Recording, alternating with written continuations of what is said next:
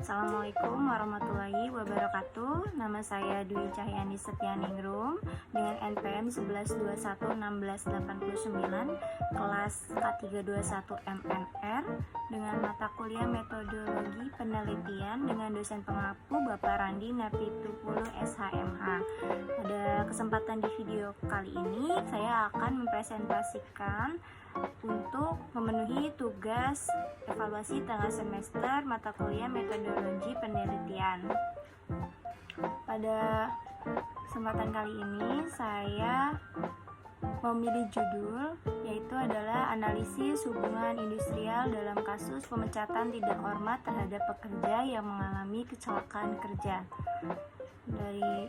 Dari judul tersebut saya akan menjelaskan tentang latar belakang masalah dalam kasus tersebut.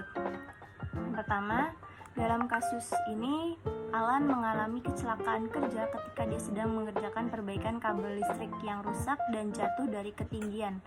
Pihak kantor Alan memecatnya dengan tidak hormat setelah mengetahui bahwa dia mengalami kelumpuhan total dan dia dianggap melakukan kecelakaan kerja dengan sengaja. Dia juga tidak diberikan pesangon. Pada kasus seperti ini sering terjadi dalam kehidupan nyata dan merupakan bagian dari hubungan industrial antara pekerja dan pengusaha. Pengusaha yang dianggap lalai tidak perlu membayar pesangon atau ganti rugi kepada keluarga pekerja karena mereka menunjukkan bahwa pekerjalah yang melakukan kesalahan.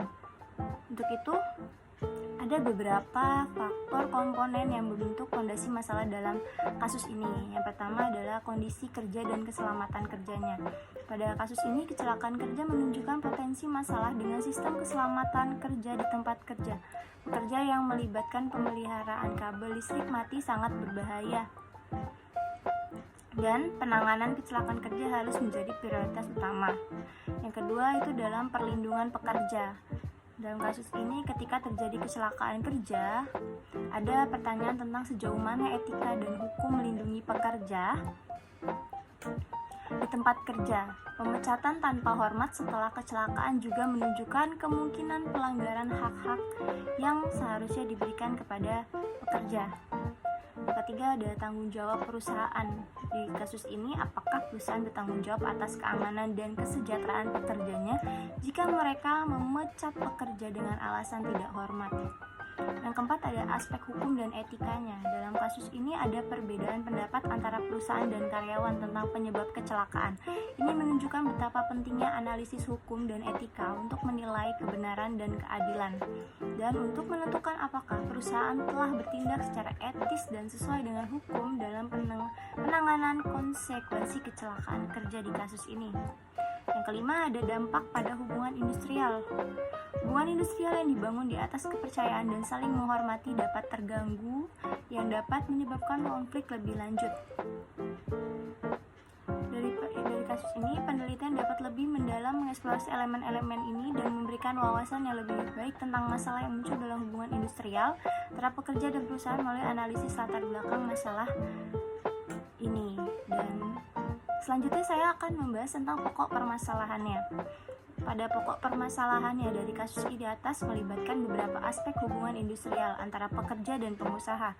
Berikut adalah beberapa pokok permasalahan yang dapat diidentifikasi. Yang pertama adalah kondisi keselamatan dan kesehatan kerja. Saat melakukan tugasnya untuk membetulkan kabel listrik yang rusak, Alan mengalami kecelakaan kerja yang serius. Hal ini menunjukkan bahwa masalah keselamatan dan kesehatan kerja mungkin muncul di tempat kerja tersebut. Yang kedua adalah penanganan kecelakaan dan kesejahteraan pekerja.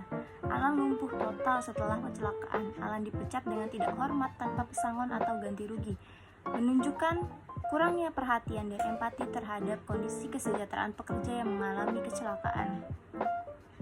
Yang ketiga ada penyelidikan dan kesalahan. Pengusaha percaya bahwa kecelakaan Alan adalah kesengajaan, yang mungkin menunjukkan bahwa tidak adanya penyelidikan menyeluruh yang dilakukan tentang sumber kecelakaan. Bisa merugikan pekerja dan merusak hubungan industrial jika pengusaha secara sepihak menuduh Alan tanpa bukti. Yang keempat adalah pemecatan tidak hormat. Pemecatan karyawan ini dapat menunjukkan bahwa kurangnya etika dan profesionalisme dalam menangani konflik dalam hubungan industrial. Yang kelima adalah kewajiban pengusaha terhadap pekerja, tidak memberikan karyawan tersebut pesangon atau ganti rugi setelah kecelakaan kerja, menunjukkan bahwa pengusaha tidak memenuhi kewajibannya terhadap pekerja. Dalam situasi seperti ini, diharapkan bahwa karyawan akan menerima pesangon dan ganti rugi untuk membantu mereka dan keluarga mereka mengatasi kerugian finansial yang mungkin mereka alami. Yang keenam ada hubungan industrial yang tidak sehat. Sebagian besar kasus menunjukkan ketidakseimbangan kekuatan antara pengusaha dan pekerja. Pengusaha cenderung menyalahkan pekerja dan bertindak tidak adil terhadap pekerja. Nah, untuk menyelesaikan masalah ini dan memastikan keadilan dan hubungan industrial yang sehat, penting untuk melibatkan pihak yang terkait seperti manajemen, pekerjanya sendiri, dan serikat pekerja di perusahaan tersebut, atau mungkin juga pihak hukum dari luar perusahaan tersebut. Selanjutnya, dalam kasus ini, metode penelitian apa sih yang akan saya pilih?